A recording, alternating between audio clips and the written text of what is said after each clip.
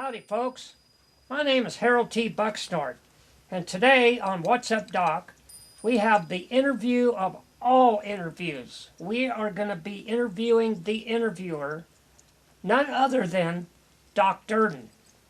This is going to be a fabulous interview, a lot to talk about, so let's not waste no time. Here it is, Doc Durden. Doc, how are you doing today?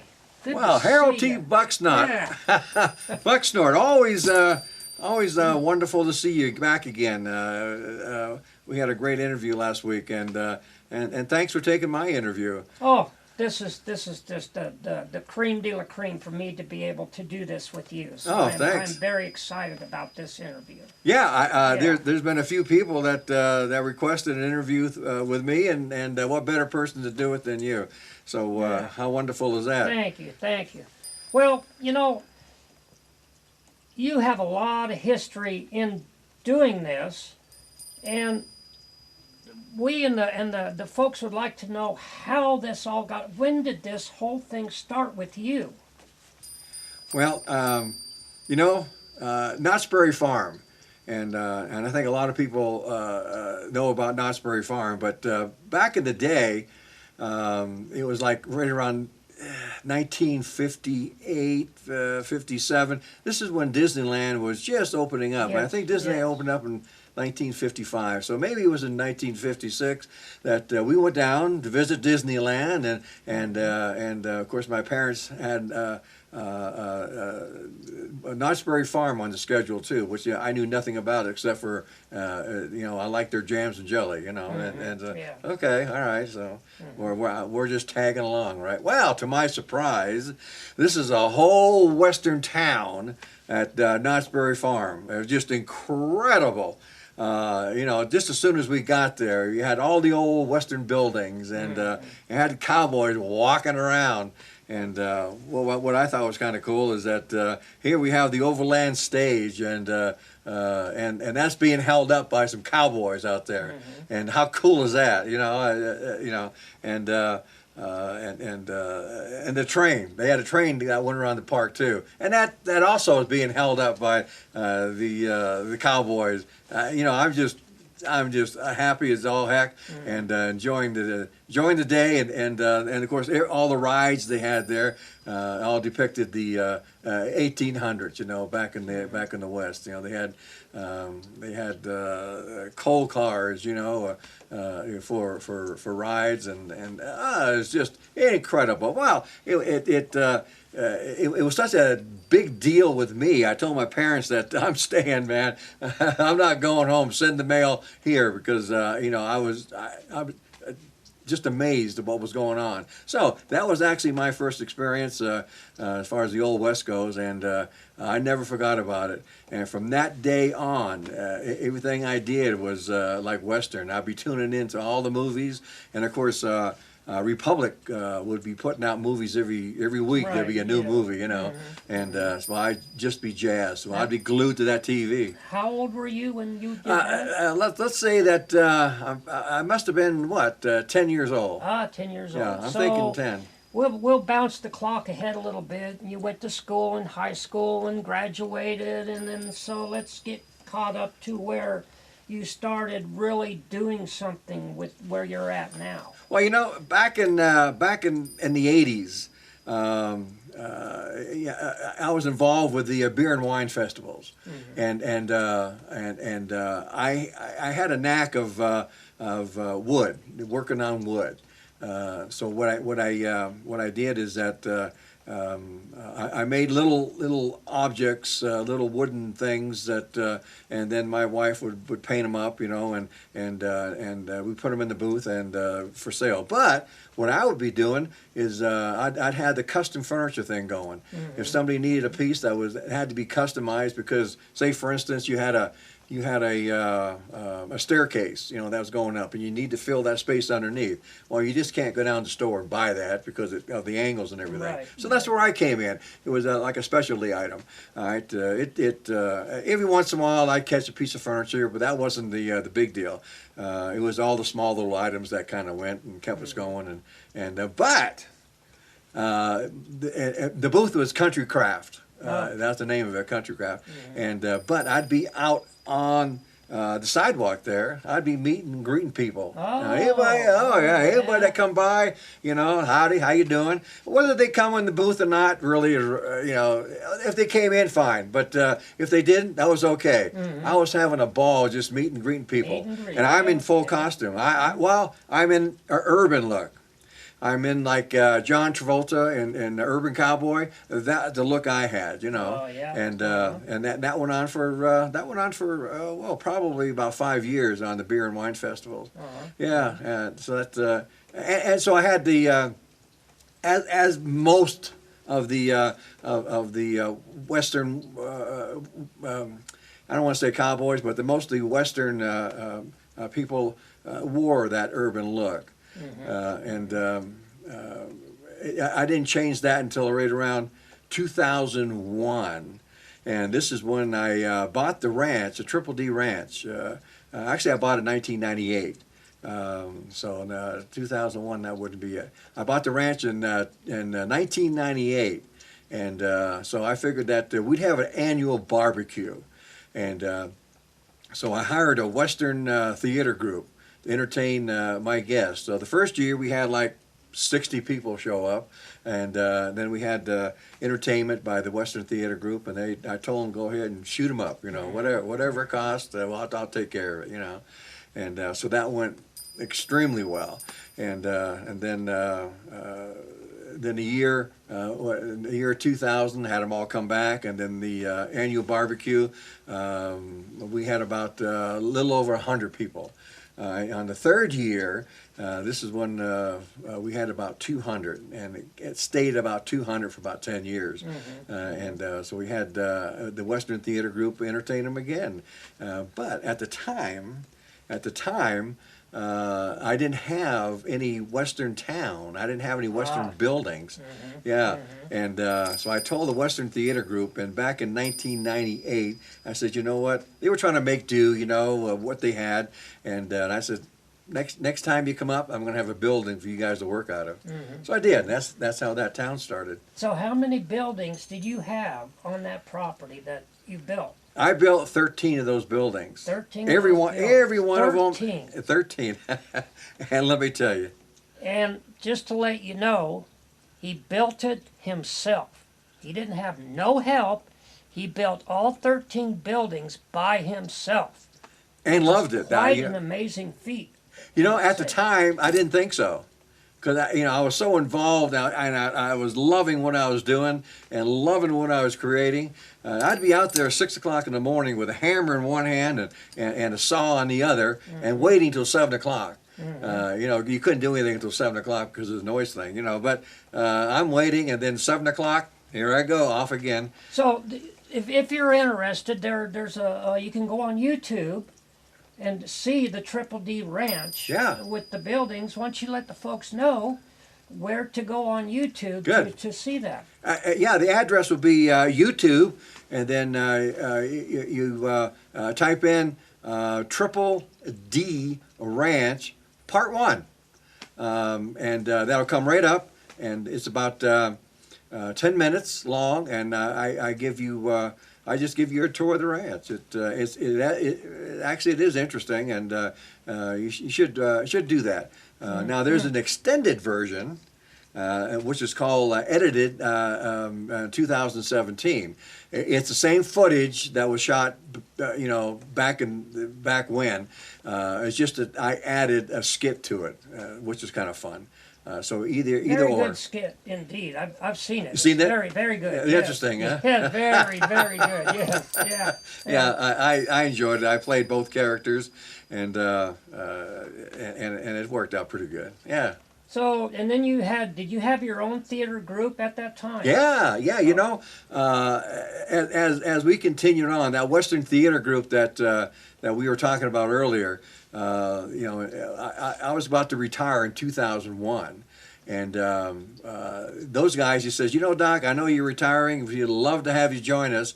I know you love what we do, and I think you'd be a good addition. I said, well, I thank you. Absolutely. I think I'll do that.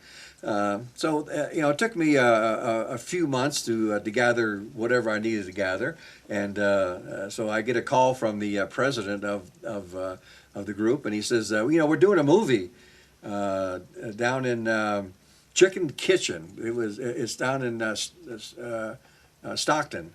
Stockton area called Chicken Kitchen. Chicken Kitchen. It's kind of famous actually for their chicken. But behind the restaurant, they had an old west town, and these buildings were gathered up from different towns throughout that general area, and brought to the kitchen chicken, put it in the back, and then they'd have entertainment back there. Well, they were filming back there. He said, "Doc, now come on out. It's all you got to do is just go ahead and be an extra and sit on the chair on the boardwalk there, and it's all you got to do." Hell, I could do that, no problem. And but what's interesting now is that I didn't have the proper clothes. Now, we talked about urban look, and that's fine. I had a lot of clothes, but there's what they call a period look. Correct. Yeah, and that's kind of like what we look here today. Right. However, I will say this: I'm 80% period, but 20% Hollywood, and there's a reason for that, and I've always been that way. So anyway, they had to, so they dressed me. Fortunately, I had a pair of trousers that were mine, but everything else was loaned to me, so I could do this movie that they were doing. Yep. And so I get there, and the main bounty hunter, all right, had to be there for 2 days. It was a 2-day shoot, Saturday and Sunday. Well, he couldn't be there on Sunday. So if you're not there both days, you're out. Doc, you're in. There You're the you bounty go. hunter. Oh, Yeah. Jesus. Oh, my God. Yeah. So, here I got lines to do, and the first time in front of a camera, oh, jeez, but I wasn't going to deny that, that's for damn sure, so. No. So anyway, so I got, fortunately also I had boots and the spurs and things like that, but the costume that I had, the editors had to put a coat on me. Okay, so I had the frock coat, and here I'm going through the lines, being the bounty hunter, and loving what I was doing. Nervous as all heck, believe me, nervous as all heck, but I absolutely loved it. Absolutely loved it. And you talk about a hook. That just sucked me right in. I wanted more now. Right. This is it. I wanted more, and you certainly can appreciate that. Absolutely. Now, we'll move on after that, and you got involved in a lot of Hollywood stuff. Well, things really started to progress. When you talk about Hollywood, what comes to mind immediately is the Deadwood series. Oh, you were on Deadwood. Yeah, that was right around 2001. So that was about the same time that I got involved with the Western Theater Group. But within that 6-month period there, 2001, I started accumulating clothes. Now I had to go out and buy a whole host of clothes. So all that urban Western wear went in the back of the closet. So now I'm buying the long coats, the frock coats, the vest, all the period clothes that goes along with the time period, And Hollywood puts out a call. They need 4 cowboys from the East dressed in the way we dress, And so we submitted our pictures on Wednesday by mail. We didn't have email at the time, so all those pictures had to be sent down by mail. And then we get a phone call, and by Monday, all of us are on the set of Deadwood on Monday. Just that quick. Oh, yeah. Quite an amazing thing for you to experience on the set of Deadwood. Yeah. Oh, yes. Yeah. And that was at the Melody Ranch. The Melody Ranch, they did Gunsmoke for years and years and years. And then Gunsmoke ended, and then they converted the Gunsmoke set into Deadwood. So that was kind of cool. They had over 200 miners there but they didn't have, and they had 2 vans full of miner clothes. They had, you name it, if it was a miner, they had a clothes for you. What they didn't have are the gentleman's clothes like we're wearing to, they didn't have any of that. So that's the reason why we got hired. Oh, yeah. And how cool was that? Oh, amazing, amazing, yeah. If you ever get the chance to see the movie Deadwood, they have extra parts in it that shows the set, and it is an amazing set. If you ever get the chance to see it, it's an amazing, amazing set. Yeah, I was on the. They had, I believe it was Saloon Number 13. This is where Keith Carradine, one of the stars of the series, he was playing Wild Bill Hickok, which happens to be my character, and I wasn't Wild Bill Hickok back then. My character wasn't. I didn't know who I was back then, but it was kind of cool because I was like from here to that camera from Keith Carradine, and I was a gambler. I was dealing cards and so that was very cool. Oh, amazing! Amazing. Spent 13 hours that day in that one saloon.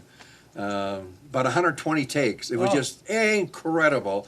I'm thinking they all look the same to me. What doesn't he see? So over, and this poor guy.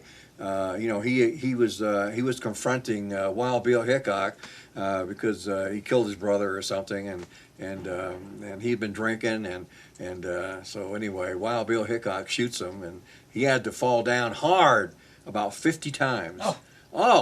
This poor guy. I'm talking about hard. Bruised. And tables are going everywhere, and of course all that had to be set. I'm telling you, about 120 takes, had to have been 13 hours in Saloon 13. A lot of work. A lot of work. A lot of work. A lot of work. Yeah. So so you were able to do that, and then what happened after that? Well, then there was actually quite a few movies, all low budget though. In other words, none of these that you'll ever see. But it gave me a lot of experience, and I loved it. I don't really care. The phone rang. Hey, we're doing a little shoot down here. You think you can make it? Absolutely, I'll be there. So it was one of those type deals. And, all over Calaveras County, Amador County,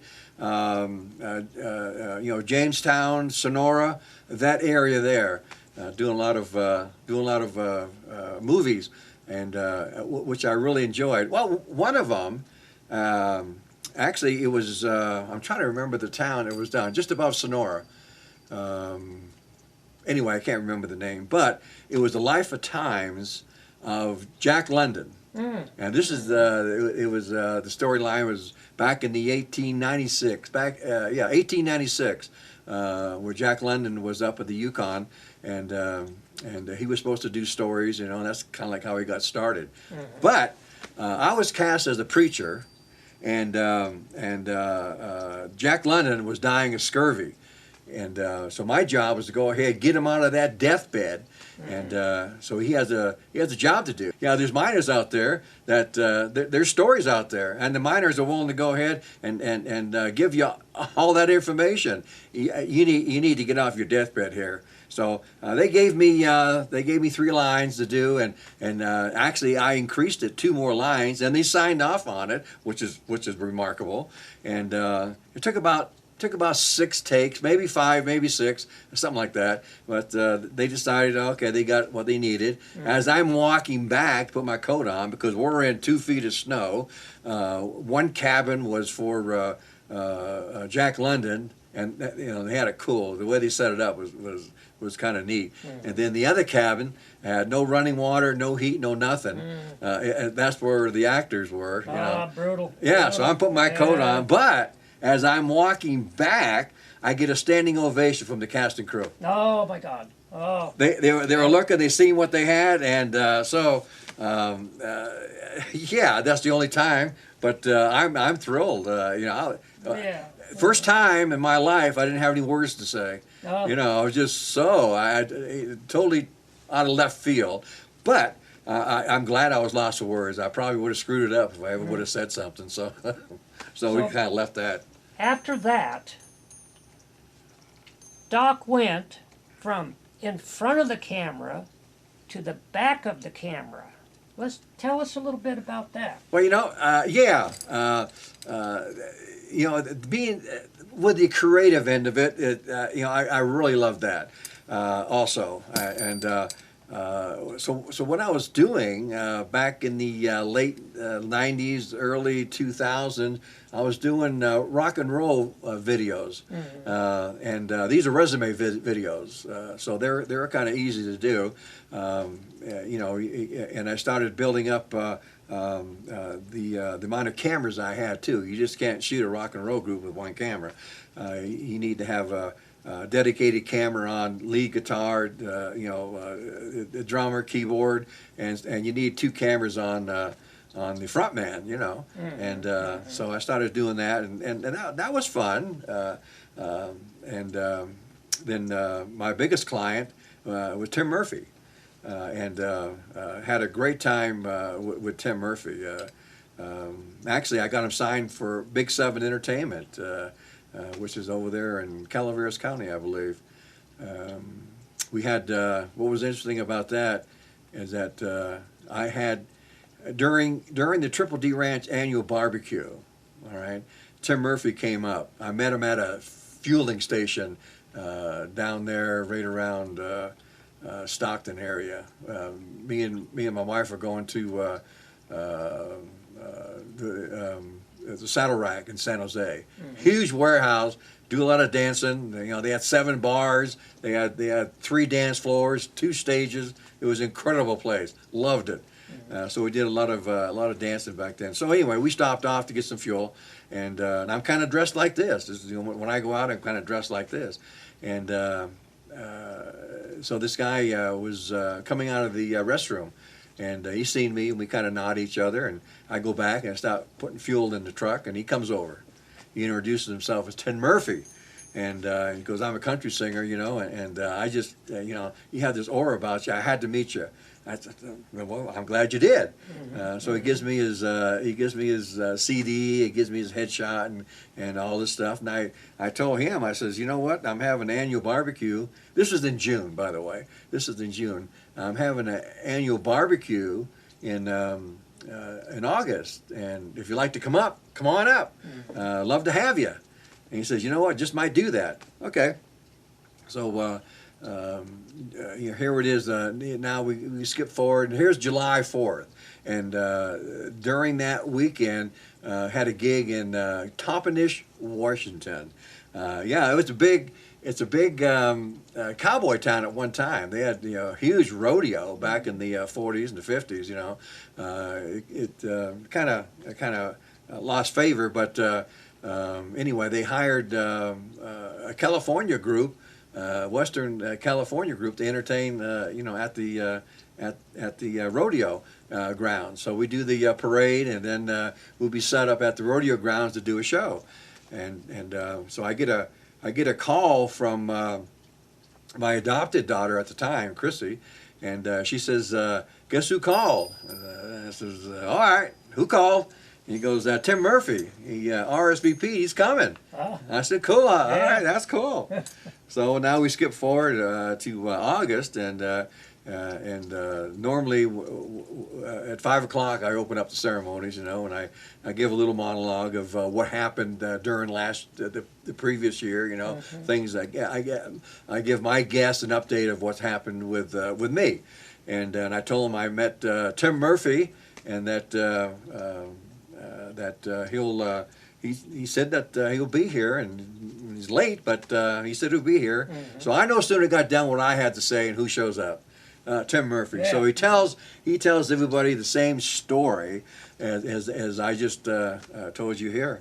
And what was cool about that is that total entertainer. He was a Grammy nominee back in 2001 with Alan Jackson, and with my guests, after I do what I do, it takes about an hour for my guests to get in that good spot. Your guest, you can feel when everybody's comfortable. So it takes about an hour for that to happen. Well, Tim Murphy shows up, and being the entertainer that he is, and I learned a lot from him. he talked to the audience and talked to my guest, and then he went into a song. Oh man, here he is. He has no accompaniment. He's just solo, right? He goes into a song, and he no sooner finishes that song, and my guests are in that good spot. Yeah. They're in that good spot. That's how infectious that Tim Murphy was. Wow. So total Yeah. entertainer, Yeah. and so that.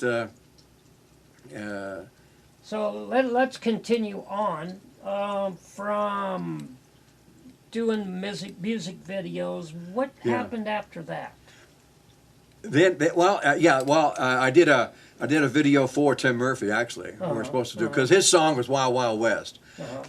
Actually, it was supposed to be in 3 phases. I got done with the first phase, and they pulled the plug because they released the song too early, and it got to be 40 on the chart, and then it didn't make any more. It didn't move anymore. So they pulled the plug on the video. But the thing of it is that the first phase of that video is on YouTube. So if you go to, I suppose, Tim Murphy, you may be able to pull that up also. But it's kind of like a nice video. It was actually shot at the ranch. Some was shot at the Triple D Ranch. It's kind of cool how it starts, But anyway, they pulled the plug on it. But now, shortly after that, we're back down. The theater group that I hooked up with, they got an invitation to be at the Chicken Kitchen again. It was a gathering where we had several theater groups there, and a little competition, this and that, and whatnot. And so I was there, and so I met a guy named Mike Milius. He's been on the show, Doc Holliday, and come to find out is that on that show that I interviewed Doc Holliday, Mike Milius, is that that was the first time he actually played Doc Holliday. And I didn't know that. He did that so well. He was top shelf, So now I got my own theater group, and then we get an invitation to be at the Chicken Kitchen again. All right, and this is the gathering of the cowboys, and then we'll have a little competition of different skits that we all do, and it's a fun deal. And that's where I met Doc Holliday, Mike Milius. Now, Mike Milius, he's been on the show as Doc Holliday, and I interviewed him several months ago, and so we've been friends for a long time. We started, it must have been. Right around 2005, something like that. But I really enjoyed. And that's the first time when I met him at the Chicken Kitchen there, and I think right around 2005 is the first time he actually played Doc Holliday. He wanted to be like Wyatt Earp, but the people are calling him Doc Holliday, and so he made the change, which is kind of a cool story. I didn't know that. But he's very good at that. He's very good at it. Yes, Absolutely. Yes. And so anyway, we got to talking. We got along great. And he said that he was doing a show in Bodie, and that he didn't have enough people to pull it off, And I said, well, I got many people as you want, And so I told him that I'd give him a hand and do Bodie. Friends of Bodie in about 2005. So we went to Bodie and did a show. At the 8,500 foot level, this is 2 mines fighting one another, and we had gunshots, and all this had to be taken care of by the Rangers. Yeah. They had a special permit for this, special permit for that, but they took care of all of it because they hired us. Right. So that was easy. And then I did Hellfire and Brimstone. After that, then I went down to the church and did 5 shows of Hellfire and Brimstone. That was funny. That was funny. So now I'm kind of So I kind of wish that that was all on video because I only got 1 picture of that, and that was great. I had 2 standing ovations. The last 2 shows were 2 standing ovations. It was cool. What I was doing, I'd give them a 5-6 minute Hellfire and Brimstone, setting them up because they were going to the cemetery. So so that was cool. But So you also another thing. Tell us a little bit about Foothill Productions.